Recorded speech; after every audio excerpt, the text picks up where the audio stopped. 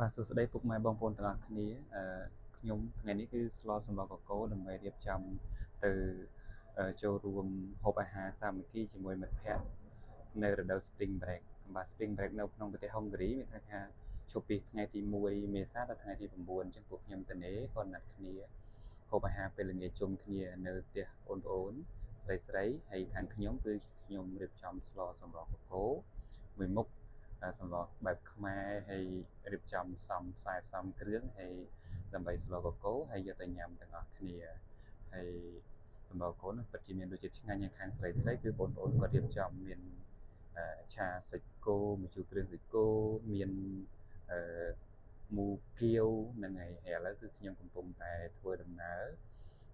តាមឡានមេត្រូក្រំដីហើយខ្ញុំជិះចរយន្តខំដីដើម្បីទៅជិះមេត្រូដើម្បីធ្វើដំណើរទៅដល់ផ្ទះបងប្អូនឥឡូវខ្ញុំធ្វើដំណើរជិតដល់ហើយ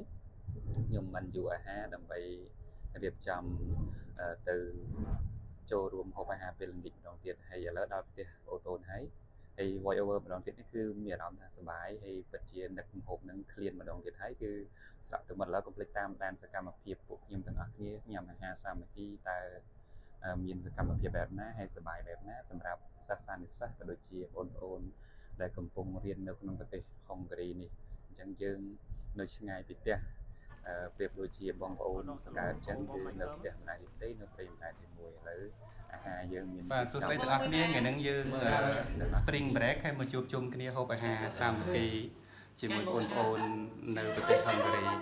អាហារយើងឆ្ងាញ់ណាស់មានឆ្ងាញ់តោះហូបមកមាន